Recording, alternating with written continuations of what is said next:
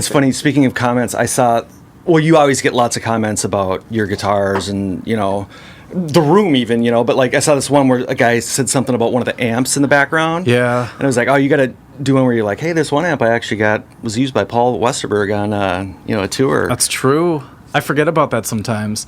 And I'm almost thinking of getting another Marshall head because I don't want to bring that one out and play it too much. Yeah. It's kind of cool to know that it has that magic, the magic I know. of that. Well, you've been a huge fan of replacements forever. Yeah. How did that all start? I didn't. Mind if I? Yeah, it's funny. I got my sister bought me Paul. Well, I knew the replacements, but I wasn't into them as much. But when 14 Songs came out in 1993, my sister got me the CD for Christmas. It was I think it was Paul's first solo album. 14 Songs? Is what it's called, yeah. That's a good title. And, I liked it. It was totally like in the height of alternative music, What year was that? 93. Okay. And, and from there I started, listening to, because I liked him because of the single soundtrack. You had, what the hell is it? Yeah. Waiting for Somebody. That was a huge hit. And then na na na na na na, and then it's like I discovered all of the, the replacement stuff, and then I got into Husker Du and stuff through Bob Mould and Sugar. You're one of those hipsters. It wasn't though. It was like I actually liked the music. I liked the first song I really liked was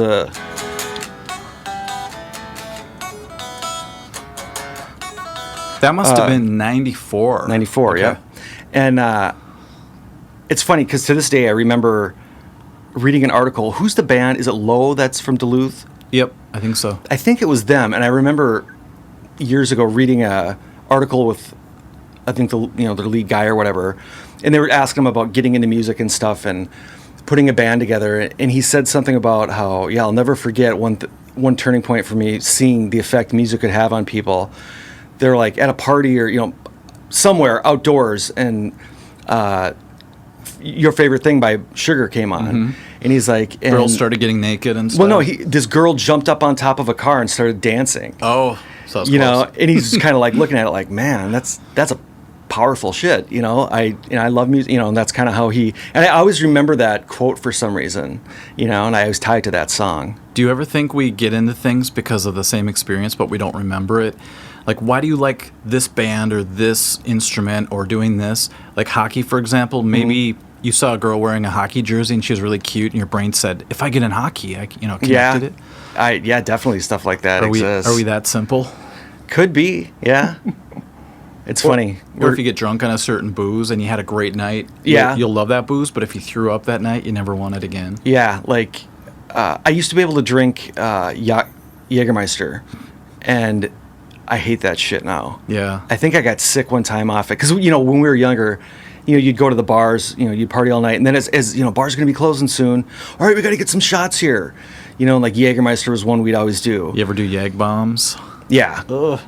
And then eventually I switched to Goldschlager. I'm like, I don't really like that either, but I liked it better than Jägermeister. Because I hate black licorice. Same here. What is it, anisette or anise? That I just call it anise. Yeah, that flavor of whatever that's in black licorice and stuff. I hate that. Yeah. So like I never understood why people like that. But when I'm so drunk, I just fuck it. Doesn't matter. I saw a video of a guy who was so drunk he kept drinking and then he threw up in the cup and then forgot and he would drink it again and throw it up. Sorry. So you went to Goldschlager? That's not much. Wasn't that the Fireball of its time, kind of? Yeah, it was kind of, but it was. I don't know. It was better. I don't know. And then it's like you discover later. It's like, oh shit, there's all these, foo-foo shots that girls take and stuff, It's like Scooby snacks.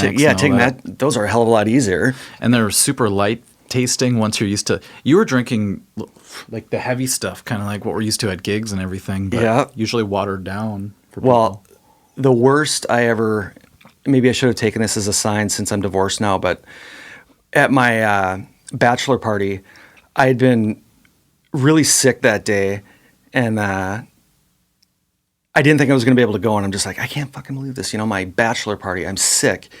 And I just a really bad chest cold. And and so I took a nap that afternoon, And I got up and I felt a little better, like, okay, you know what, I can do it. I take some, cold medicine and blah, blah, blah.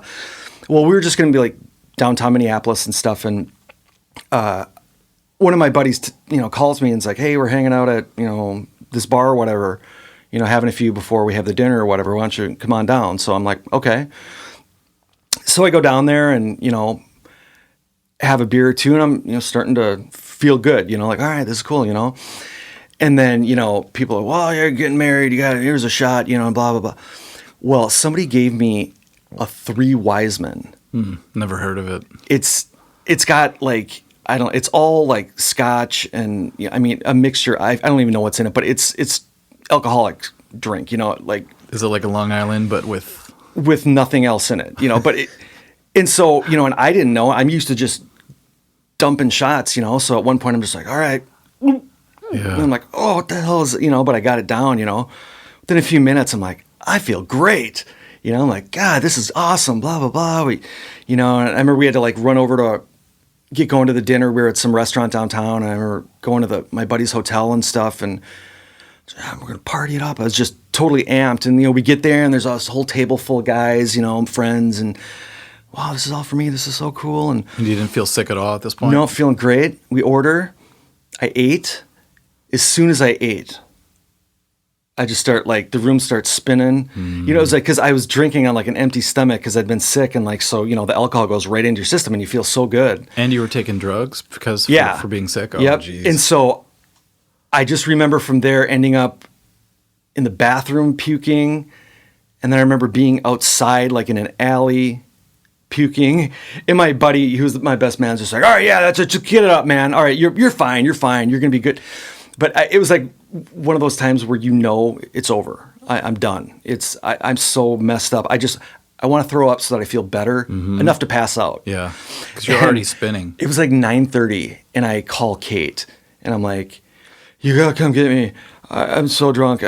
She's like, "Are you sure?" And she's like worried that like I just didn't feel good at the moment, and that she'd come and get me, and then the next day I'd be like, why did you come and get me? I would have been fine, So I had to like convince her to come get me. But by like 10 o'clock, I was at home, face down in the bed, while my bachelor party was going on downtown. And no one noticed you left. They're all just dancing and partying. Yeah, like my dad was still there. Like went to a strip club with my buddies, like I'm like, so yeah, I have no idea how my bachelor party was. Wow. So how'd you finally convince her that you were that drunk? Did you have to say, listen, I'm puking, and then actually throw up? Yeah, I think my brother-in-law got on the phone because he wanted to go home too. He's not a big partier, and I think he was like, no, he's out. You got to come get him. Well, at least you drank a lot of different boozes, so you're not just going to hate one for the rest of your life. But what did you drink most that night? Do you remember? It was I just had beer and then a couple shots, but it was that 3 Wiseman that just put me over the edge, That's just different blends of scotches and everything you said? Yeah, okay. I don't even know what the hell's in it. I just know, and whenever I say it to people who know, they're like, "Oh, it's a heavy one," And I'm like, "Yeah." Why would someone give you that early in the night? Wouldn't that be the end of the night when you don't have anything else to do? And you'd think, but and I don't even remember who bought it. And nobody will claim it now because they all saw how sick I got. So like, no, I didn't do it. It was so and so. And like, but yeah. So Scotch is a different thing, though. Do you like Scotch at all? If it's mixed with something else, I don't, There's some good ones, like I think Macallan's is a good one. But there's one, it starts with an L, Lamfrong or something. And it tastes like you're drinking bacon. It's got this real smokiness to it. And I thought I got a bad batch, and I asked the singer for the Heart Band, I was like, is this good stuff? She's like, I'll take the bottle. I don't care. So everyone likes something different. But I don't want to feel like I'm drinking a meal when I'm having a scotch. Totally. Some people do. It's kind of like the beer Guinness. Sort of like a meal, Well, it's funny because another time same thing happened where somebody gave me something and I just got totally wasted. I was in San Jose. I was like 23. That was basically how I ended up leaving New York. My sister paid for me to fly out from New York to San Jose, and I'd been thinking about coming back anyways. I lived with her for like a month because I had no way to get back. And, I ended up getting sent home on a Greyhound bus over 3 days to Minnesota, so I never went back to New York. Sounds like a song. No shit. But I I went out with, my future brother-in-law one night. I was just had just met him, I'm staying with him and stuff. But so I went out with him and a couple of his buddies. We're at some bar in San Jose and drinking, having a good time. And it's, near the end of the night and somebody, a round comes out, and it was scotch, and I'm just looking at it like, oh, it's a shot, and I just downed it again. And they're like, oh, hey, because they're kind of, sipping it or whatever. And I'm like, what? And I'm like, oh man, that was strong. And, it wasn't long before I was just, head down on the table and like, we got to go hard, home, man. And so, yeah. Is it just the way you've always learned to drink? You have to just slam it? Yeah. Yeah. Well, it's funny. I have, my oldest son, Lennon, he's going to be 15 soon. And so he's super curious about everything, Hey, Dad, did you ever, how much weed did you smoke? Or, did you ever do cocaine? Or, how many girls have you slept with? Okay. Yeah. That's enough. And, but he's curious, and I know he's going to be, and I know he's going to try stuff eventually and so forth. And it's good he's not afraid to ask you that stuff. Yeah. And we've been open about it, but it's not like we're like, oh yeah, go ahead and stuff, because, Kate let him try, like, she had this Mike's Hard lemonade at the house or whatever, and let him have one once. And so now every time he's like, hey, Dad, can I have a Mike's Hard? And I'm like, no. And he's like, oh, come on. I'm like, dude, that was like a one time, we're just letting you try, Just get regular lemonade and trick him. Yeah, no shit. But he gets mad because I don't drink a lot anymore. I mean, I will, but I don't that much anymore. And he's like, you guys never have any alcohol in the house and blah, blah, blah. But the one thing we have that he found is I still have that bottle of Four Roses whiskey. Really? That you gave me. Yeah. Uh-oh. And I've got that in the cupboard up above the stove. And I let him have like a little sip of it one night, Were you hoping it was like going to turn him off to it? Kind of. But he was like, oh, it's not that bad. And I'm like, yeah, bullshit. But no, that stuff is really good. Mm-hmm. Where did I give it to you? Oh, because I was just You were like on quitting. a kick where you were, yeah. Just got a barrel. As you sit here with me. Yeah. Got over that years ago. Whoops. Are you recording this right now, or is this? Oh, yeah. Oh, okay. Going. Oh, I didn't realize even. Oh, funny. Yeah, if there's anything you want me to edit out later, you're going to have to say. That part about my son drinking, that never really, allegedly, you got to say. No, but it's it's like, I don't get people who are like, surprised if their kids are curious or like, it's like, they're seeing the stories he tells me about kids at school, I know. It's crazy. I mean, he's like, yeah, this one kid, he deals weed and cocaine and like all, and I'm like, how the hell does this guy, like he's in your grade, he was a freshman, and like, how does he even know, he's like, well, some older people are, and I'm like, yeah, I guess, it's like, that's how it goes, It's always been that way. Yeah. The more they try to clamp down on it, seems like it. And then he's bitching at me about, about like, you mom never, you never have any alcohol in the house or anything, and blah blah blah, and he thinks that like when I was younger, I was just able to get alcohol super easy, and I'm like, well, it wasn't that hard. I'm like, but I'm like, well, no, it's not like my parents like gave me a case of beer and said go a party, And I'm like, I was telling him, I'm like, it's the same as it'll be for you. You'll end up at a kegger, so that you don't have to worry about it. But you'll have a friend who looks older who will be the guy who, you send into liquor stores and on the third try he gets it, It's just how it goes, or else somebody's older brother will, and... You ever watch Teen Wolf? Like in Teen Wolf where he goes in? Yeah. I want a case of beer. Yeah, that's funny. Okay. Yeah. And so, but yes, yeah, it's funny. Like he's like all concerned about it. And I'm like, don't worry. I'm sure you'll have access to plenty of booze. It's funny he's mad at you guys for not having something in the house that he can steal. Yeah, I know. I think that's hilarious. Yeah, and I'm like, well, it's like I wouldn't give it to you anyways. Just You better take a marker and mark that Four Roses where it's at to see if it's going down at all. No kidding. Because when I was a kid, we used to sneak down around age 14, actually, 13, 14, actually. And my friend Al and I would go downstairs. We had this little thing called the tornado hole where you'd go if there was a tornado in the basement. Mm-hmm. And my stepdad would hide a bottle of wild turkey in there, and we would take little capfuls and just take sips, and we hated it. Yeah. But over time, after I joined a country band, I remembered that taste because then I started drinking a little bit. You have to get through a country show sometimes. But I remember that was the hardest I ever threw up was the first time I got drunk at a country show. Really? Yeah, like I think a comedian said once, you swear your boots are going to come out. You're puking so hard.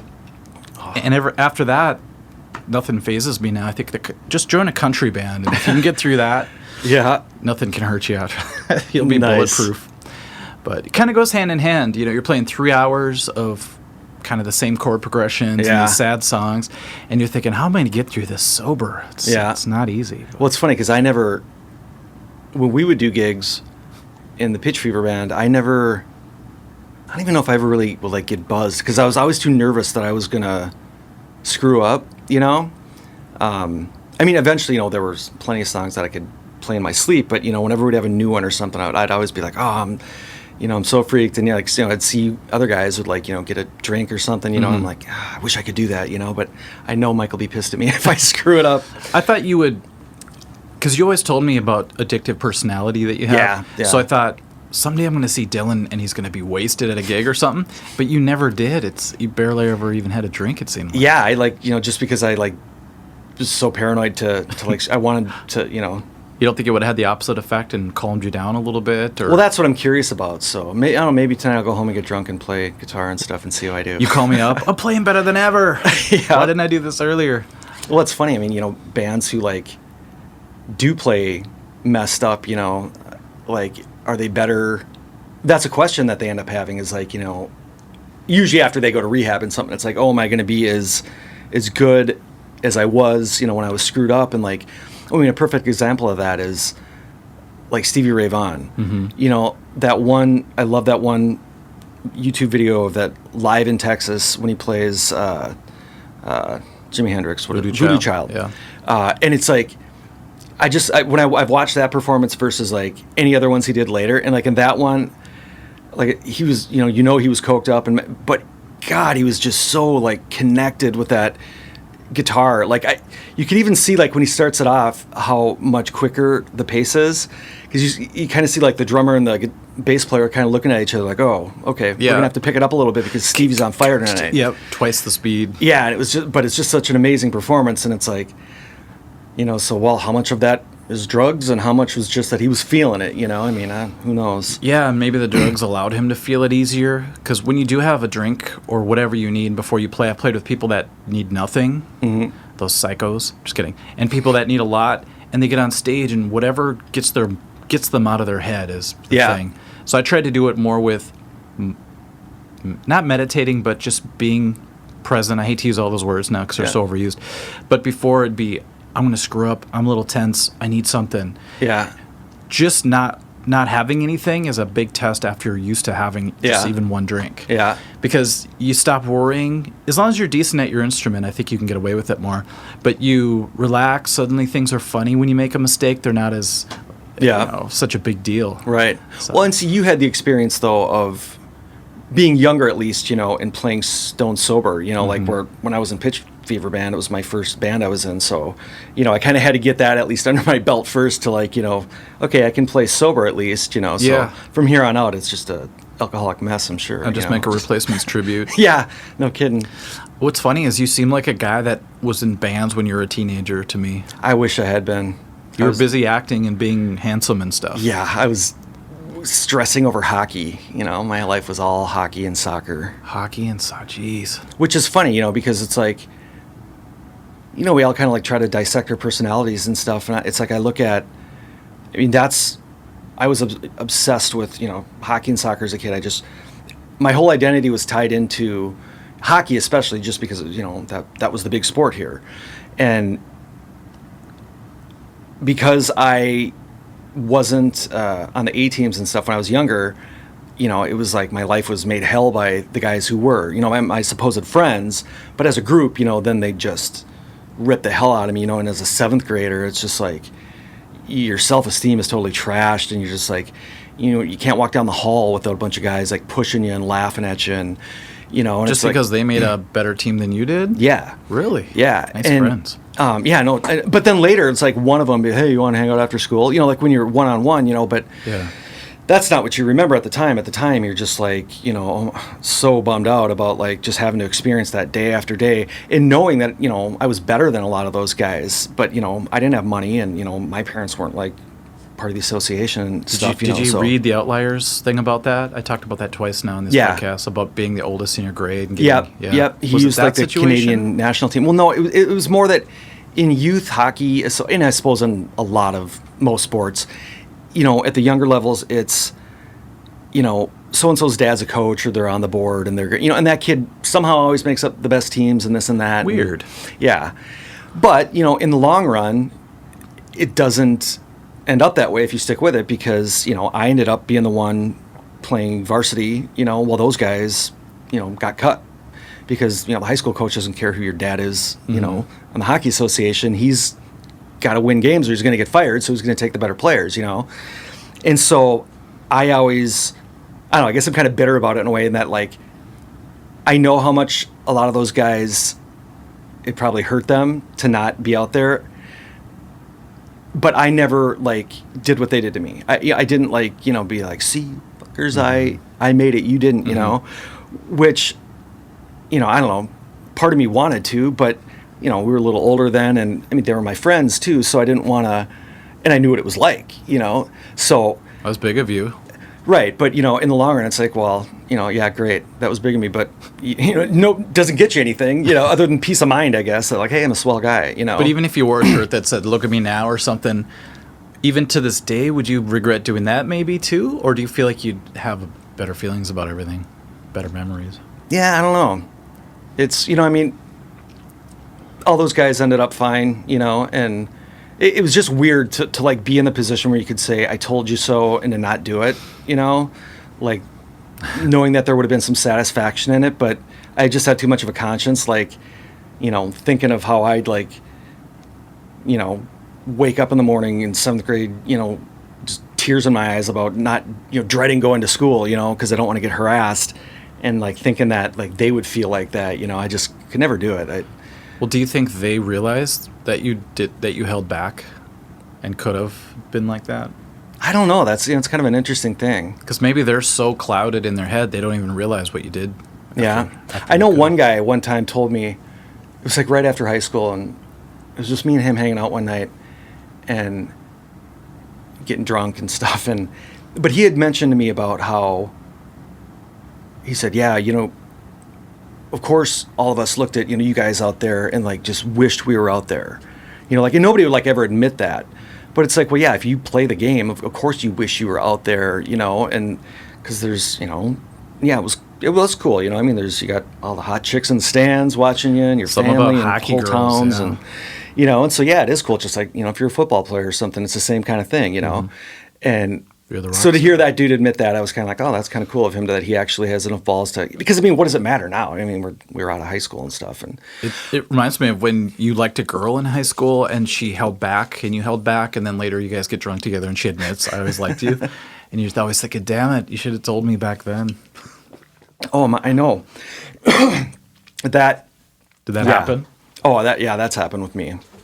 And that's always well, what do we do about it now? Yeah. Kind of thing. Well, I'm not married now, so. Oh, that's true. That's why you agreed to do the podcast. So exactly. It could be announced to the world. And what I was kind of like, thinking about, like saying that about, playing sports and stuff. But like when I got out of high school or whatever and was done with all that, it was like, well, what do I do now? And that can be a really hard thing if you have nothing else that you're interested in or whatever. It really was my whole life, but I'd always like had this intense love of music and, reading. Like I was a dork who we used to ride our bikes up to the library in Osseo. It was this tiny little library there. And I'd get like bags full of books, and like read them, and I loved reading and stuff. And it's like, I think there's something when you do that at that age, like I was like maybe second, third grade. I'm sure just like if you learned an instrument at that age, because the mind is so malleable at that point that kids just retain that. Yeah, it's like putting the grooves in the record early. Yeah, and like I've always been like just a really good speller and like, I can write pretty decently and understand sentence structure and good vocabulary. Yeah, and it's not because I'm like smart or anything. It's just because I think I read so much then that that stuff gets ingrained in you, And so I had those sides of me, and that's what kind of I first started, kind of like writing a journal and stuff, and then that kind of morphed into writing poems and shit like that. And then I went to Edge Fest '93, Oh man, I remember Edge Fest. That was at what is it called? The deal in Wisconsin where they still Trout Air. yeah. Okay. Or yeah, Apple River, and it was headlined by Gin Blossoms and Soul Asylum. I remember them advertising the shit out of that. Yeah, and at the time, I mean, they were like both on top of their game and like huge bands, and I'm sure I've said this before, but I'll never forget like when there's always that anticipation at a concert, just waiting for the show, waiting for the band, waiting. It's a little different when you're outside like that and it's daytime and stuff. Because indoors they shut the lights off and then but we're all waiting there and. I'll just never forget when they're like, ladies and gentlemen, Soul Asylum, and they come walking out. And I was like kind of near the front. And I like remember like looking behind me and seeing the whole place raise up. It's kind of like that hill. It's like a pit, Yeah. and just thousands of people stood up, and like started screaming. And I was like, wow, man, what does that feel like? Yeah. That's amazing, You get chills just being in the audience. Yeah, Imagine being on and stage. so I literally went home that night and asked my dad if I could mess around on his guitar. Really? And I'd never really done it before. I mean, because he'd break it out every now and then over the years, and he could play like 3 songs, and I wasn't really that interested just because I was so into my other stuff, and I just didn't think I could do it. But after seeing that, I was like, well, at least give it a try, and and that's kind of how it started. So then that's where I tried writing a lot and songs and coming up learning guitar, and then Were you into alternative music at the time, or did you just go because someone had tickets to Edge Fest? No, I loved those bands. Okay. Yeah, that was Soul Asylum in '93. When did Grave Dancers come out? It came out in '92, but it was huge in '93. Like I always remember when we went to Mexico. We went to Mazatlan for spring break my senior year, so spring of '93. How generic. Everybody, even my sister went to Mazatlan. Just kidding. I was fun place. just jealous. But I remember, bringing CDs, and I remember I would always play. I had Grave Dancers Union, and Somebody to Shove was like their hit at the time. And I Did remember they open with that at the show by any chance? Because God, I don't even remember. Okay. Probably. But and so like that whenever I hear that like brings me back to like being in Mazatlan and like waking up the next morning after partying, and putting the CD on, and trying to wake up and rocking out. Black Gold really stuck with me, even though Somebody to Shove was the first big hit, I think. Yeah. I remember them doing it on SNL and going, they're from Minnesota? This Yeah. is really cool. And then Black Gold and That was a great Runaway song. Train. That album was just such a gigantic Oh, thing. and there's so many songs on there that like I remember I had like whatever, say there's like 12 songs on there. There were like 10 that I listened to regularly, Yep. So often it's like you get an album and it's like 2 or 3 songs you listen to, but that one had a bunch of great songs that like I should actually pull that out because I'd probably discover songs I did the haven't same heard thing. forever. I was on I drove for a while one time and I thought, I'll just listen to the whole album. And I forgot how many, was that song Just Like Anyone on there too? No, that was on their next album. That's a great song though too. Yeah, I kept forgetting about not necessarily the biggest hits, but the ones just below it that were such a big deal back then. Well, and then like after that, like I discovered like Cartoon, which was like their kind of first minor hit, in the late '80s, and that's still a great song. It's cool looking in the back of their albums from back then and seeing the old labels that used to be around. Was it Twin Tone or something? Twin Tone. Yeah. Reflex Records by Husker Du. Yeah, I mean, it's funny because I've read all those books about those bands and that I know so much now about that whole era. And it's so funny to think that like even at the time it didn't connect with me that much that Soul Asylum, I knew they were from Minnesota, but I didn't really think it was that big of a deal even, not aware of, how rare it is to like have a band that's that big, but then later learning about the whole 80s scene of those bands, what an amazing time. It pisses me off because Seattle gets like all the love, because grunge breaks, but you would have never had Seattle without the Twin Cities in the 80s. And plus in the Twin Cities, in addition to the whole, Soul Asylum replacements, Husker Du, Run Westy Run and all those bands you also had Prince and Morris Day and the Time. And you had like, it was literally like, North Minneapolis, black artists, and South Minneapolis, the white dudes doing the punk rock and it was, what an amazing time. I mean, and to be around back then, did you even realize how awesome it was, or were you so in the thick of it you just thought it was normal? Yeah, the only thing I knew was that my sister would go to shows. And she was only, like 16, 17. She was, she, never graduated, and she like was a total punk rock chick, and Sounds did like my type. Yeah. And but yeah, so she'd tell me about that, and it's funny. Just the other day we were talking about this, and some friend of hers was dating somebody in the Replacements or something, but like she got to ride in like the Replacements van or something, like one night, sleeping over at some girl's house, and they needed to get a ride somewhere, and they brought them their touring van. Yeah. Ooh. And but just see that stuff like that, it's like, oh, cool, that like The connection to that stuff. yeah, and just to think that you're living here, but I'm out in Osseo, so I have no idea what's going on only 15 miles away. Yeah. This whole scene is happening and stuff, and Then 610 opened up, and you can now just kidding. yeah. That's crazy to think about the first times you went to First Avenue. That's why the first time my metal band played there, we liked it more because of Metallica played there, and we thought our favorite artists were here. And then we forgot, oh yeah, Prince. Just watch Purple Rain. There it is, the stage and all that. And you start to realize you are connected to it in this weird way.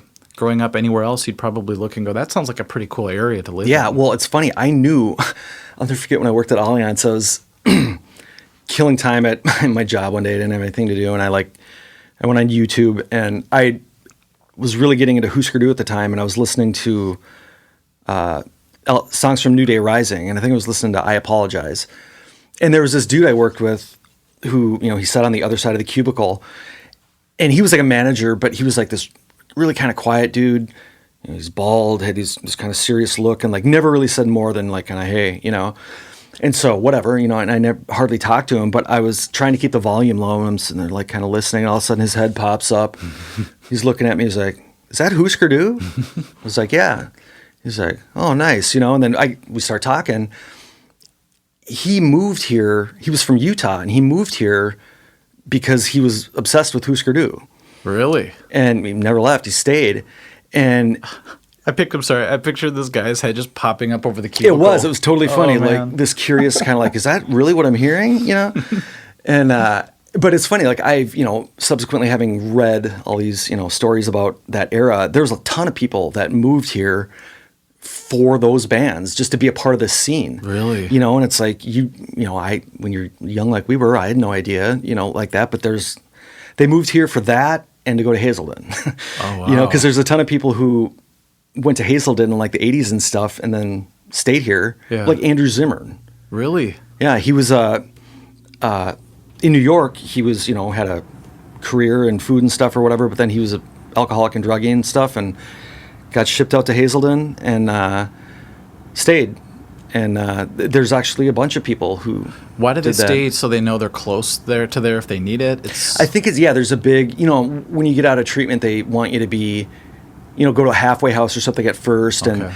and so I suppose it's kind of like the community. There's obviously a big community here of recovery, and so I think they probably are in a halfway house or something at first, and then they know Hazelden's close, so if they're ever interesting, and there's a lot of resources, and then they kind of start to dig the area, and like, oh, this is kind of a cool place, and wow, that's a cool story to think you're in this area where all that stuff started mixing together, and then they start having kids around here, and their kids are a result of all of that baggage, but also that talent put together. It's interesting DNA going on. Well, it's cool. I forget who it is. Some politician whose kid lives here. He lives in St. Paul, but he was, had went to Hazelden. God, I can't remember it. But what interesting story, like with Andrew Zimmern, I had read this article about him that kind of told the story of how he ended up here, and he got out of, he went to Hazelden or whatever, and he got out and had to get a job. Well, he had been in food, and he'd been a restaurateur in New York, but here, he had nothing, no contacts, no money.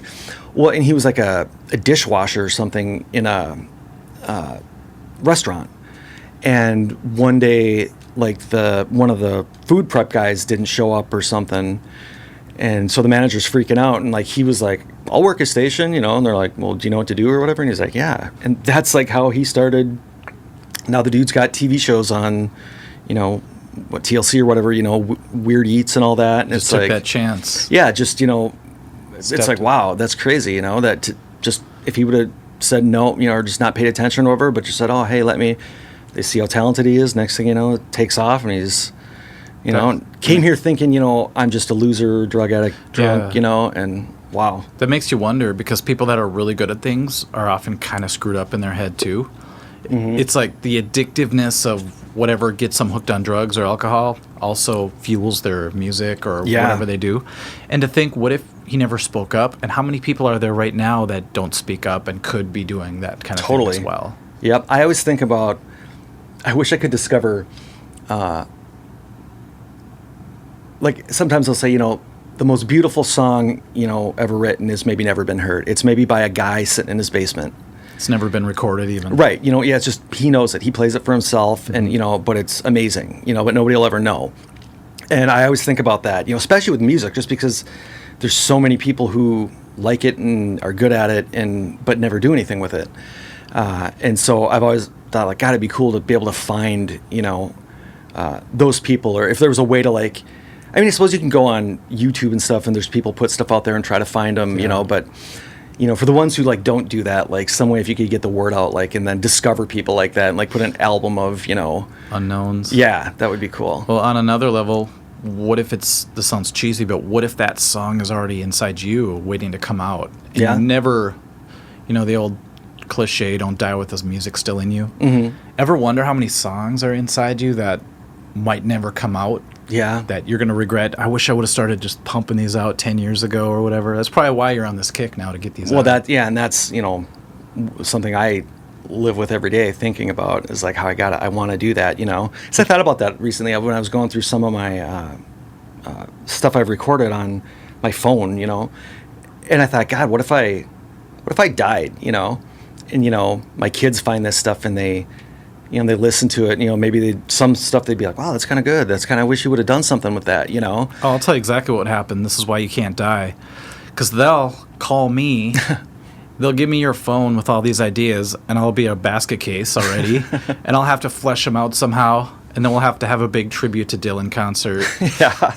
And I don't want to go through that, so don't do that. All right, I'll stick around for a while. Yeah, at least get a few songs out, so I'm just kidding. No, definitely. But yeah, there are a few that I want to come back, which I will next time I come in. That's my goal for next week, if I come in then, is to... Demoing out some stuff? Yeah. Well, even some of the stuff, like I found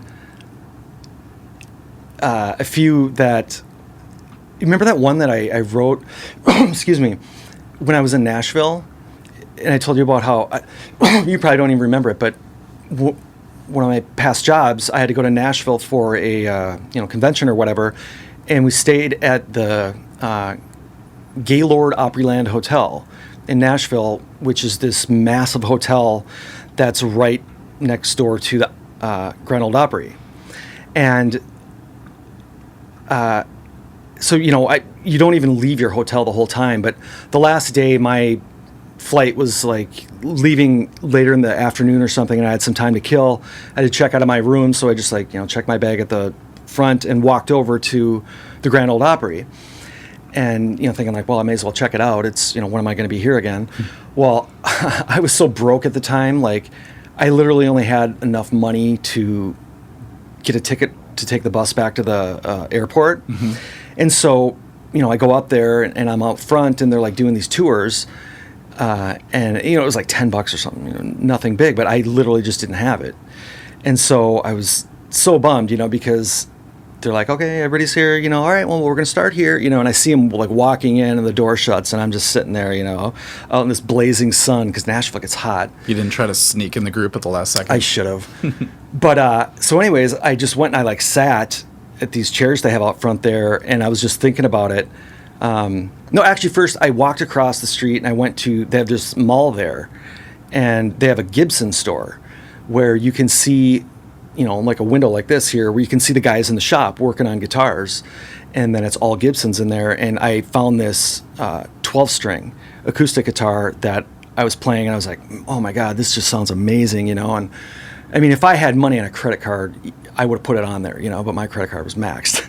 Of course, the guy's like, oh, where are you from? And I tell him or whatever, and he's like, oh, you like that guitar? And I'm like, yeah, it's awesome, and he's like, well, we can ship it to Minneapolis for you, and blah. I'm just like, dude, I would do it in a heartbeat if I could, but I don't have the money. Excuse me. And anyways, I went back over. I had a little more time, so I went back over to the Grand Ole Opry, and I sat down there, and I started writing. It was like a poem at first about, what a drag it is that, I can't even go in there, and like what I did, and I wrote this song called "A Stranger in Opryland," where it was about, how I don't even have enough money to like take the tour and stuff, blah blah blah, but maybe someday I'll play on that stage, and and it was like a true story, and I have the chords up, everything, but somebody else would need to sing it because it's really country, But I just came across that the other day again. I found the lyrics for that, and I'm like, oh, I gotta have somebody do this. I gotta bring it to Mike and have somebody record it. Just flesh it out. Yeah. It'd be the ultimate jukebox hero story, I think, Yeah. if it ended up all of a sudden you're playing that song there someday. Yeah, that would be cool. It's funny. I actually kept, like in the song, it says, something about like as it gets to the end, like I've smoked my last cigarette. It's time to go or whatever. I saved the 2 cigarettes that I smoked while there, the butts and the lyric pages that I wrote. So the fantasy in my mind is that someday, I'll, that song will become a hit, and then I'll have that put in a plaque, and with the cigarette butts, and then I'll give it to the Grand Ole Opry. Wow. I thought you were going to say you're going to put it in the liner notes, which don't exist anymore, Yeah. sadly. Back when you used to open up a CD or a Yeah. record, and there's a picture of them in the studio and Yeah. lyrics. I would have never. Now I just look it up. But that's my goofy fantasy of, It's a good story. I'll save these, and I still have the bag at home with the lyrics I wrote and 2 cigarette butts. Wow. So is that fuel to make you want to push forward with it, or do you just go, that's just such a big dream, I'll just never even... Yeah, no, I'm at the point now where, I do want to at least just try, because it's like, you know what, if I've lost everything else. I got divorced, lost my house, I've lost everything. So it's like, well, shit. It's nice having music as, kind of like a fantasy in my head, but that's not enough anymore, So it's like, well, what's the problem with failing with that? Failing everything else, so. Nothing left to lose. Yeah, I just made a video recently, and I was kind of not sure if I should put it out because I thought somebody would take it the wrong way and think I was telling people not to dream big. That was I watched that. That was a really good one. I was worried because I thought people would say, he's telling us not to dream big. So my first story about myself was one time I didn't set my dream big enough. And that was the reverse problem. But to hear you say that gives me, a little comfort knowing that you took it the right way. Yeah. And it's like you didn't let the bigness of your dream squash you anymore because you knew that was just an illusion until you make it happen. Right. Not to sound too... And I totally understood what you were getting at that. Of course, there's these dinks in the comments who are like, oh, so you're saying we shouldn't, It's like, no, asshole. That's not what he's saying. And luckily other people said that too in the comments, like, no, that's not what he's saying. I don't have to defend myself anymore. It's funny. Yeah. But it makes total sense though, because it's like if you set things so high, unless rare is the person that is able to just, hey, this is my goal, and they go for it right away. Most people are too cerebral. They think about it too much. If you even have a goal that high, I think most people are like that. They're kind of like me, like, oh, it'd be awesome, and you dream big, but you don't start it right away, and it becomes this thing that you put off. And whereas you're kind of like a guy who's able to like just go for it. But I like because kind of your message there was that like the people like me, it's like it's still possible, but don't make it so big that it overwhelms you. Or just if it changes, like your example of the book was great because it was like, that's essentially like a technology change, just that like you couldn't have foreseen, so. So my idea of making it in the world of teaching was so small. And then once you have access to the world, suddenly you're thinking, why am I thinking so small? It's kind of funny. So if I would have written it in stone, I want to publish a book about teaching guitar. Like I said, at the very most, I would have maybe reached tens of thousands of people if I was lucky. But now could be one day of views on YouTube. Right. So things, you don't know what's going to happen tomorrow. You might be able to shop your song to somebody, just upload it to Twitter or something, and all of a sudden a country artist hears it. That's a good song. And next thing you know, they're playing it there and you're in the front row, or they let you sit down on guitar or whatever. Yeah. Yeah, that's the thing that I lose track of, and a lot of people do, is just the fact that it seems so simple. Nothing happens until you take those steps, but you don't know what's going to happen then, because it's like, as long as you're sitting there in your head, that's where you are, and that's where your dreams are, or what you want is. But it's getting that step and like, we've all done that where something in life where, you finally do something and you get a connection here, this happens, or wow, isn't it crazy how that ended up? It's like, well, that happened because you took the first step at least. And it may not be the first step, obviously. It, may take you 3 steps or whatever before something like that happens, but it will eventually. Yeah, there are like 3 cliches I was thinking of as you're saying that. One is, they're cliches because they're true, and they've been proven over and over again. You ever think you've discovered something really huge and then you realize it's been said thousands of years ago? Yeah. Leap and the net will appear. That one is a good one. The journey of 1,000, I forgot what it is, steps starts with just 1. So until you take that leap of faith right away, it's almost like you have to tell whatever God, whatever, whatever you believe in, the gods, I'm brave enough to take that leap of faith. Now let's see where I can go from here. And suddenly the reality of what you've pictured is starting to be created around you instead of you chasing something. But I realized that when it came to goal writing, and I thought that's so, once again, very cliche. Write goals, yay. Everyone does that, but they don't. If you ask somebody, what do you want right now?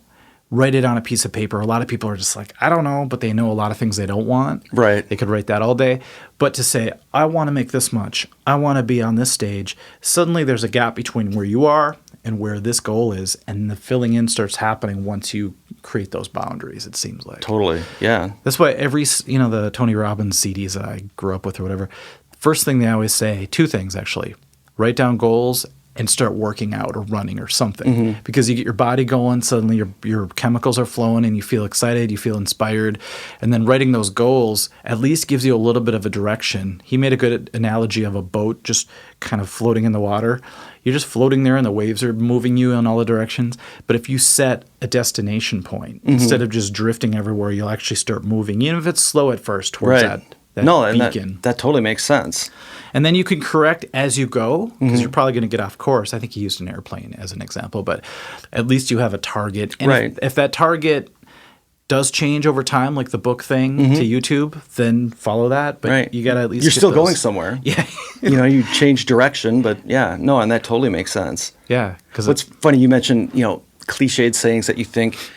I remember, back when I first out of high school and, in my suicide poetry phase and stuff, I thought I came up with this, and I just thought it was so brilliant. But it's obviously been said before, but the saying was like, all I know is that I don't, and I'm like, I know somebody's had to have said that, but and I mean, it actually did come from sitting around and thinking about and getting confused and this and that, and what's real, what's, I don't know, and you just kind of come to the realization that God, the one thing I do know is that I don't know what the hell I'm doing, and I don't know. That's a deep thought, actually. But I know there's some philosopher or something who'd said that before or whatever, but I know for the longest time I just thought I'm like, oh man, that's so deep. I came up with that, and I'm like, damn it, some bastard Socrates, Greece 2,000 years ago came up with it. Someone, or Confucius, or somebody said something close to it.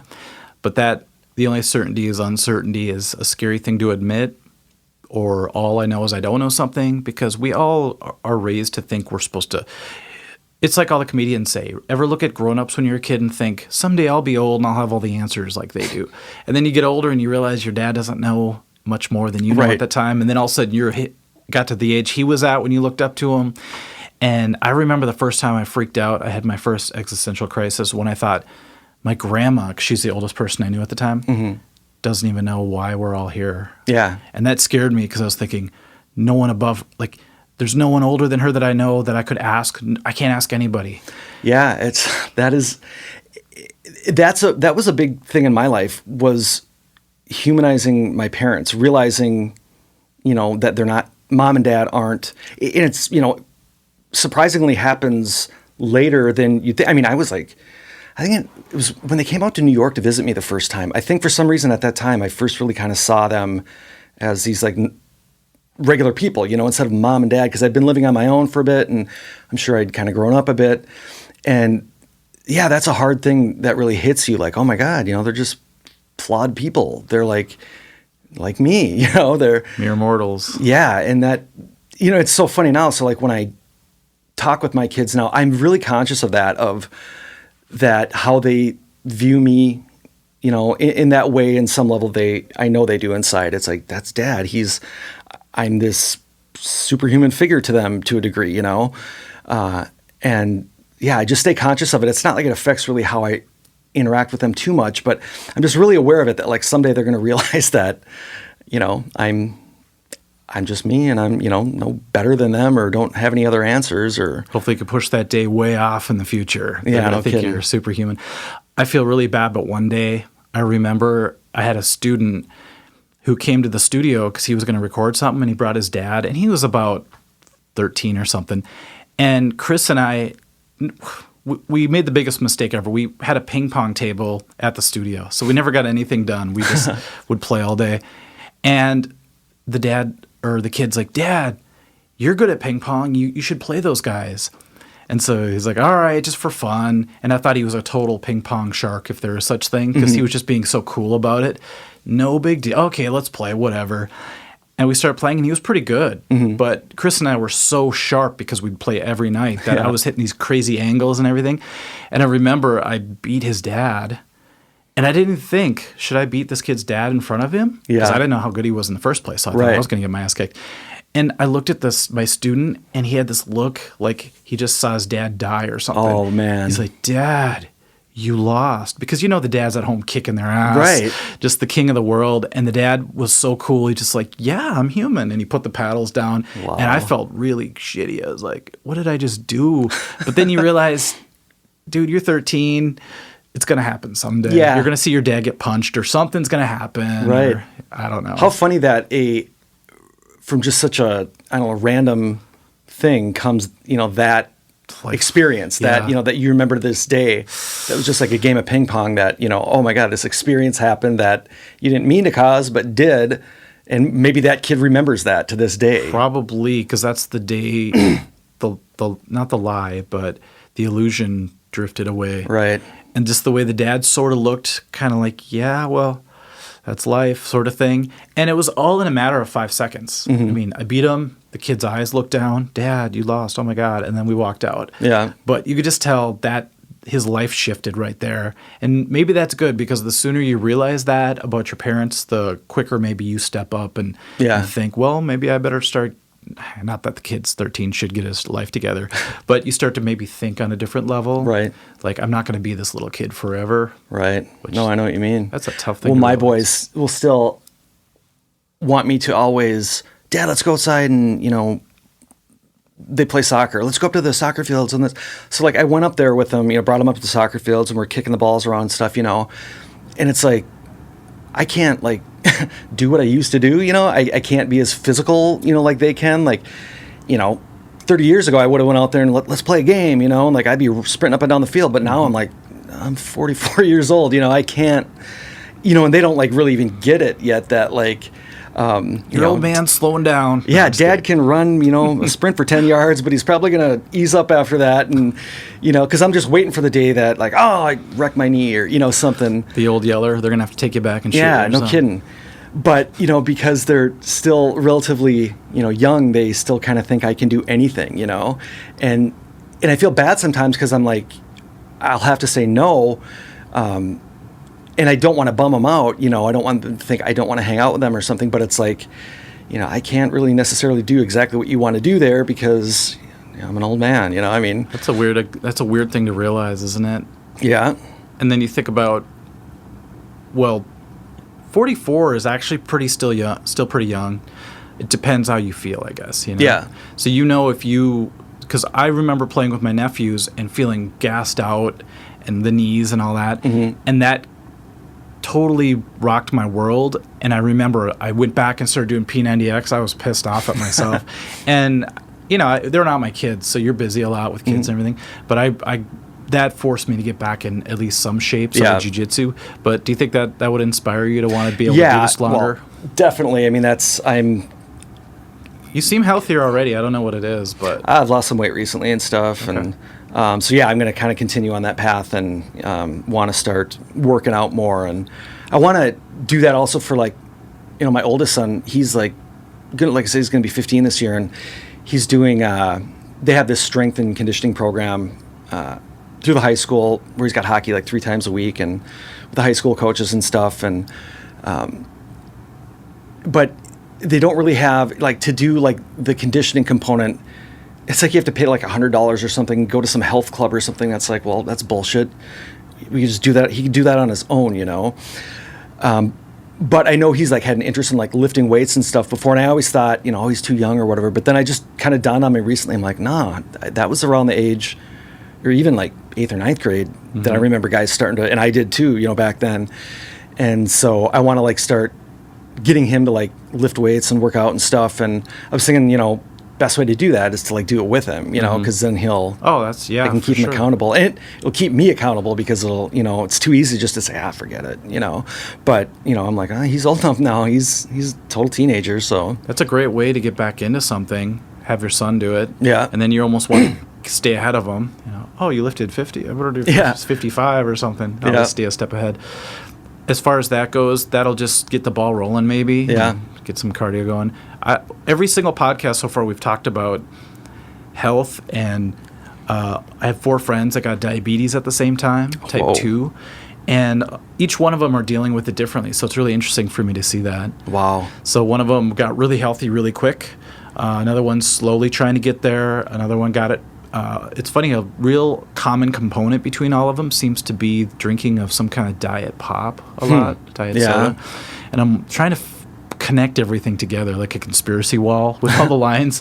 Diet pop, okay, this. Corey was talking about when he first opened his barbecue restaurant. I don't know if you know Corey Swap. Bass playing friend. Yeah, it was good. I mean, he catered the your birthday party. Yeah, that's right, yep. He stocked Coke Zero, which right away you should know Coke Zero. And he just would drink it whenever he was working, and it catches up with you, even if it's, you know, obviously Diet Pop's chemicals and all that. So it was kind of enlightening to hear what habits and, you know, the lack of exercise and everything that eventually your body says, fine, you're not using me, I'm just going to shut down. And well, I mean, and that's one thing, like I drink Coke, regular Coke, excuse me. And I mean, I used to drink like 6-7 of those things a day. Me too, yeah. And that's recently I've cut way down on that. That's one of the reasons I've lost a little bit of weight, is like cutting way down on that.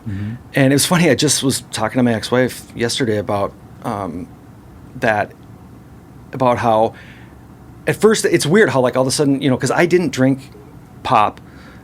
Being in Minnesota, it's pop, right? Or soda, if anybody who hears this is not in Minnesota. But you know, growing up, like I didn't drink a lot of pop because my parents always had like Diet Coke, and I hated Diet Pop. And it wasn't until I was like way older as an adult that I really started drinking coffee and like pop all the time. But then, it's like, you know, eventually it's like almost, you know, it's my addiction, you know, drink coffee in the morning, drink pop all day.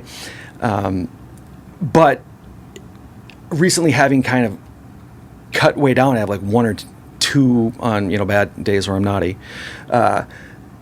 Like anything, it's a lot easier than you think it's going to be. Cause like, I was totally stressing like, God, how am I going to not have you know, what am I going to do when I want one? You know, am I going to be able to tell myself no? You know, and it's like, I just drink when I'm thirsty now, you know, instead of always carrying around like a Coke with me. And so it's kind of weird, you know, it's just like one of those reminders that like, even with, you know, for me, like smoking, I've got to quit smoking. And in the past when I have, you always make it out to be such a big deal in your head beforehand. And it's hard, but when you're going through it, it's not as hard as you made it out to be. That's the one thing I always think is I'm like, you know, this isn't as bad as I make it out to be. It sucks, it's hard, but it's not that big a deal. That's what we were just saying about dreams. If you make the dream too big and out of control, you don't even want to start the path that seems too massive. If you're trying to quit smoking and you think of it as this giant monster you have to slay, you're not going to even want to get out of bed to slay it. Right. But if you think one less puff a day is very doable, I know it sounds like it would take forever. It's like saying I'm going to quit drinking just one less drop a day. But eventually you're drinking maybe half as much as you used to, and your tolerance changes a little bit. You don't need as much to feel it. And before you know it, you just took I hate to say it, but you ever see What About Bob before, the movie? The baby steps idea? Yeah. The baby steps towards it, and all of a sudden you're not just taking little step by step by step, you're gaining momentum as you go. Yeah. And I don't know, it just seems to quit something like sugar for me. I remember having a headache for 2 days. And after I got done with that, that was leverage enough to make me not want to ever go back and have to quit again because it hurt so bad. Yeah. Still working on coffee, but that's the same type of thing.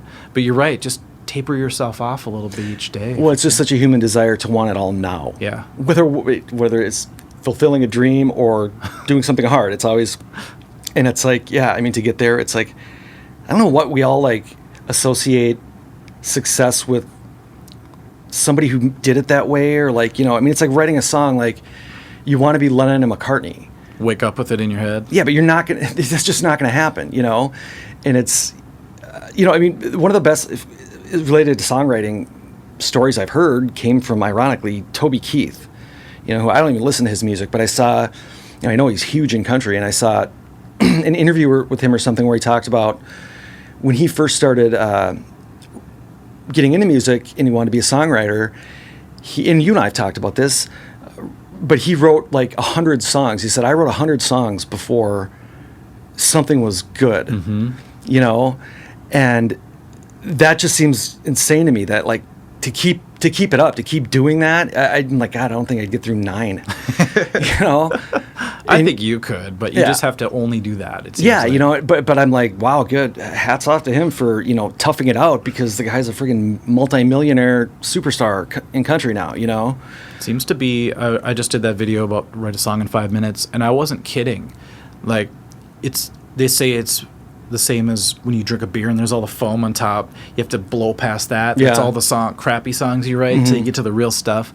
And it seems like the patience to get through that, like a writer has to write a lot of bad stuff before the gems start coming out. Right. And if you don't have the patience to get through all that work, it almost feels like the writing gods won't give you the gift. Right. And so when you say it's impossible to be Lennon McCartney, I agree to an extent, but you could also get very, very good, because they were, you know, if you read Outliers and read how they were practicing and playing every day for how many hours, write a song with a partner every day and have a competition going, you're going to write some good stuff eventually. Yeah, definitely. Well, it's kind of like the universe isn't going to let you just have it for free. Because if you got it for free, you might not appreciate it. Right. They're gonna make you. So I don't know where we get this perception that, you know, we should get it right away, or we should. You know, why? You don't get anything that way. Why do we think, you know, I'm not going to work out because it's too hard. I want to be here. I'm here, and I know it's going to be work to get there. So forget it. I think we get that from growing up watching. Even if you watch Rocky or any of those movies, it's still within a 2-hour period that all that happens. Yeah. So maybe that's the thing. You see him go from just broken down, and I love Rocky, one of my favorite movies ever, and then building up, and the montage is always so inspiring. It taps into DNA. You could tell something's deeper about those montages than you think. And then when he almost wins at the end, or goes the distance, spoiler if you haven't seen Rocky yet, too bad, you feel the feelings with him, and it's that human story that seems to keep repeating. But according to the movie, it should have happened for you in 2 hours as well. Yeah, no, that's a good perspective on it. I hadn't really thought of that. And that's, excuse me, that's, I mean, such a powerful thing for people our age. Like, when I was a kid, I was obsessed with Rocky. I was in boxing. I got into boxing. Really? For 2 years, I was in boxing. I didn't know that. And I still have the albums, the soundtracks. The Black Album with Rocky written on the front. Yep. Yeah. And then I have Rocky 2, Rocky 3, Rocky 4. I had Rocky, Mr. T, Rocky 3. Yeah. Yep. Eye of the Tiger. Yeah. You know, well, and I mean, they were so good at, like, what a great song for that, you know, and then with the dialogue. And I wonder if Stallone wrote that first, or if he heard that song and then added that. Oh, the Eye of the Tiger thing? Yeah. Because, I mean, in the movie, there's even, you know, a scene where, you know, Apollo talks about, you know, you got to get the Eye of the Tiger, you know, back. Did you hear the story about that? They originally wanted Another One Bites the Dust, and they couldn't afford it for some reason, or they couldn't get the rights to it. This is just coming off of Behind the Music or something I saw. Yeah. And so they gave it to Survivor, I believe is the band that did Eye of the Tiger. And they took the same groove, if you think about it, and they just put jigga, jigga, jigga, jigga. And then I think he took, from what I remember, some dialogue from the movie and just wrote Eye of the Tiger with it. Wow. So it was supposed to be Another One Bites the Dust, which might have been not as effective. I don't know. Wow. You know what's crazy too? Like, watch the video for Eye of the Tiger. It's so cheesy. But the dude who sings it isn't the guy that was in Survivor later. Oh, really? You remember Survivor had like all those cheesy hits in the late 80s, ballads and stuff. And like, I remember seeing that and going like, that guy doesn't sound like the guy who sings Eye of the Tiger. And they must have had a change of lead singers at some point. But it's so funny if you watch the video because it's like cheesy because it's like they're walking down the street, like, that kind of towards the camera that, it's just. Can't be as cheesy as some Journey videos I've seen. Oh, so. I know the one where he's playing the keyboards, air keyboards. Fake drums, yeah. But, what I was going to say about that is that for like our generation, like Rocky and stuff like that, those inspirational things, like you talk about tapping like into your DNA, like to me, that seems totally legit just because of, I know the effect it had on me. I was so obsessed with like Rocky and like working out. I would work out as a kid, when I'm like 7 or 8 years old, like it's going to really make that much of a difference. But, I would like, go downstairs and lift weights and jump rope and like do all this stuff. And it really did have a big impact on how the way I looked at everything. It's almost like put into that, in all of our minds, we want to be that underdog who kind of like comes through. And so you can see about after years of experiencing that or having that in the back of your mind, seeing those and then seeing Rocky 2, 3, 4, 5, having it reinforced, and then the Karate Kid and all these different other movies. It's in every movie. It makes sense as psychologically how it's there, you know? It always seems like there's a powerful entity you have to overcome, and then the rebel we side with because it looks like they're just going to get crushed, and somehow they come through. Mm-hmm. It's the whole Evan Drago, Rocky IV, the Russian. How are we going to beat that guy? He just killed Apollo. And all that. Did he kill Apollo? Yeah. Oh, geez. That's Knocked right. him out. And Rocky didn't throw the towel in time. Right. But James Brown was there to sing Living in America. Yeah, and it's such a contrast from when Apollo was coming in with all the decorations and the hats, and he's all happy, and then just to see that look on his face when he knew it was serious, that was heart-wrenching. I still feel it because I could see his face, like, but isn't that weird how sometimes those inspirational movies can carry you through your whole life? Like, I still remember the feeling I got after Karate Kid. Mm-hmm. To this day, I'm still doing martial arts. I wonder if I'm still chasing that feeling. Yeah, totally. I mean, I remember some comedian did a bit about this, about, something about like, if you ever want to see white guys like, going nuts, like coming out of a theater after watching a Rocky movie. They're looking to fight anybody, And I remember being, a kid, and just be at somebody's house and you'd watch a Rocky movie and you'd just be like, you'd walk out of there like, man, if anybody comes up, we'll kick their ass, like. It does. It fills you up with those feelings. Yeah. I grew up on ninja movies. And I was young enough, thank God I wasn't old enough to get arrested, but I used to wear ninja uniforms. I went to this place called Rising Sun in St. Paul, and I had a whole black costume. And it wasn't a Halloween costume, it was real. And I bought a samurai sword and Chinese stars. Don't ask me how. I was so young, I got away with it. And I would sneak around my neighborhood and go from house to house. I wasn't peeking in windows or anything like that. But I'll never forget, one day I thought it was such a badass because, the movies make you think you can be invisible and all that. Right. And I remember being out in the woods and I climbed a tree and all of a sudden this dog, I was about to climb a tree and this dog started barking and ran towards me. And it wasn't on a leash. And I remember I got so scared I almost started to cry. And the owner came out and was like, hey, and he got his dog back. Leave that kid alone. And I already taken off my mask, thank God. I would look like, attack him. But I remember crying and going, I'm not a ninja. A ninja wouldn't cry. That's when my dream of being a ninja died. Wow, that's interesting. That's funny. Yeah. But sometimes you need a cold slap of reality once in a while. But I still have an interest in all that, and it all ties together with things. And just like you probably still feel energized. Like when you start working out, who knows? Play some Eye of the Tiger, you get those feelings back. Yeah. And nothing pumps me up like music. I mean, it's like, to this day, and it's so funny, like the different ones, like, you could put on Eye of the Tiger and, it gives you a different emotion than like, there's all those songs that like you wouldn't necessarily admit that you love, but like you'll crank them up in the car, like when they come on and stuff, Guilty pleasure songs. Yeah, but they give you like a different feeling, than like what would be like 3 examples? Well, like I like a lot of 70s stuff, like well, this isn't even really guilty pleasure because a lot of people like, but like stuff like the Doobie Brothers, like What a Fool Believes, like on YouTube, then you listen to one of those and then they all come up. But like, I'd like listen to that and then like Celebration by Kool and the Gang. And like, I freaking love this song, and then like He's So Shy by the Pointer Sisters. That's a great tune, and I'm like. So you just love disco, that's all. Yeah, exactly, Nice. But no, it's like, it's like those are great. Those are great songs, but it's like it's not doesn't fall in line with my what I normally listen to as much as like the Beatles and the Replacements and Husker Du and all this. But I appreciate it, and I still love those songs. Well, it does something to you, so you got to wonder, maybe you like them more than you think, or maybe you heard them at the right time in your life when you were feeling maybe they connect me to something. I don't know, but yeah, and that's one thing I'm thankful for is I've always been.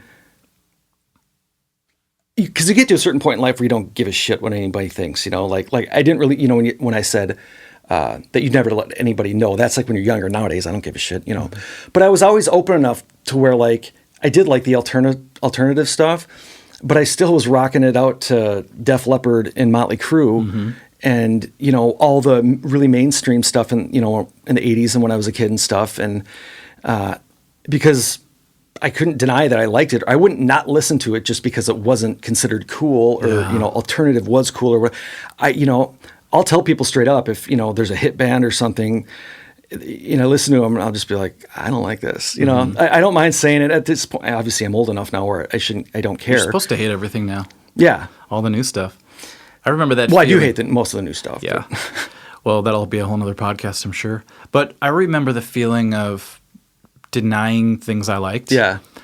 You just mentioned songs that actually inspire you. I always start running and then I play a whole bunch of different songs and I know which ones make me feel like I'm running better. I also have all this energy. And songs, because I breakdance too. These came out around that time. What a Feeling by Irene Cara, I think. And I just watched Flashdance the other day. It's basically Karate Kid, but for dancing, if you ever go back and watch it. Do you remember that movie? Oh, totally. And I would say the product placement in that movie is just ridiculous. If you watch it now, did you remember back then she had a Diet Pepsi and she spilled it on her boobs and she was like, oh no. Yeah. But that song and even like Finer Things by Steve Winwood, when that beat kicks in, I'm feeling that inspiration. And you're right. It's nothing I would admit back when I was worried about being a metalhead or anything. Yeah. But, well, that's funny you mentioned break. Yeah, because of course, I went through the breakdance thing too. If you were older than 5 years old in 1984 and 5, and I think I watched on YouTube some videos of Breakin'. The movie. Oh my God, it's so bad. Yeah. But it's so funny to see, like Ice-T's in that. Yeah, he did the soundtrack, I remember. Yeah, but I had the soundtrack to that, and I remember a song on there that used to totally pump me up, and it was like the, in the climactic. Talking about it, yep. There's no stopping us, no stopping. Got to play it through a boombox. Yeah. I got to buy that soundtrack. Yeah, it has some cool tunes on it. I had it on cassette. Yeah. And then Breakin' 2 came out, Electric Boogaloo. Yeah. And I saw that. Beat Street. The king of the beat. City of Walk. Do you remember that scene? I always post it like once a year. I always forget I already posted it. But where the blue team and the red team meet at the dance thing and they start having the thing. And I was thinking, how cool would the world be if instead of shooting each other, we actually would break dance again? Yeah. And I remember because the red team was so much better and they just kicked ass, but the blue team were more tenacious. Yeah. It's the old story, the rebels and all that. But Beat Street. Well, it's funny because you think of like hip hop and rap and stuff is like supposedly, the big thing now or whatever, but it's like, we experienced the very beginning of that. It's funny to me to think now like the rap music that I still prefer is, not surprising stuff when I was younger. Like I can throw on The Chronic or Doggy Style, I still love that stuff. And I'm sure it's because it aligns with, those great times in my life. But when I think about it, I'm like, God, those really were like pioneering still albums for that genre because rap music didn't really start until the late 70s and it didn't really find its way in the 80s. There was rap, but it wasn't like, it was almost a novelty. Like, I remember, listening to stuff by like Too Short and stuff. And we thought it was funny because it was, the way F this and that and bitches. And, we didn't really take it seriously, So it's funny to look back now, like my kids, I'm sure they look at, Dr. Dre or The Chronic and stuff like that. And like the way I looked at, I don't know, Motown or something, Like a whole nother thing you can't even fathom. Do you remember when the Two Live Crew stuff started happening? Oh, yeah. And it was so naughty to have that album. And if you owned it, there was like the explicit version, of course, but there was like a clean version of it, I think. And I was thinking, who would have the clean version of that? That's the only tape, because I think my sister had a tape, that my dad ever got pissed off about. Really? And like, he never said anything about any music we listened to, but my sister was in like, I don't know, 10th grade or something, and when that came out and like had that tape, and my dad's walking by her room and, what the fuck is that? Suck my what and I'll what? You're what? I want you listening to that shit and blah, blah. And I was like, whoa. It seemed like that music came out just to piss off parents at Yeah. first. Where is music gone? It's sort of like, not too long ago, there was a song where there wasn't even music. It was just slapping or something, and someone was singing. And people were like, oh, that's not even... I know that's... Yeah. Not even music. And then auto-tune came out, and just stuff kept coming out to make you just lose your mind about if you're a musician. Yeah. I can't believe they're letting people who can't sing use auto-tune now. And then you're worried that everyone's lowering their standards, and it's okay now, and you can get away with it not having talent. Yeah. You just got to face it, I guess. But True. You got to run? Yeah, I suppose I told my boys I'd be home at like 8:30, so... Well, I was thinking 9 anyway, because my next one will start cool. at 10. So. When is your other one starting? 10. Cool. Cool, man. All right, Good awesome. discussion. Well, let's do it again sometime.